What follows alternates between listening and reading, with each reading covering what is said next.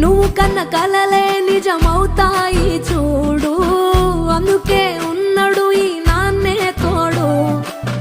దశరథ మహారాజే నాన్నై పుట్టాడు, నువ్వు రాముడంత ఎదగరనేడు.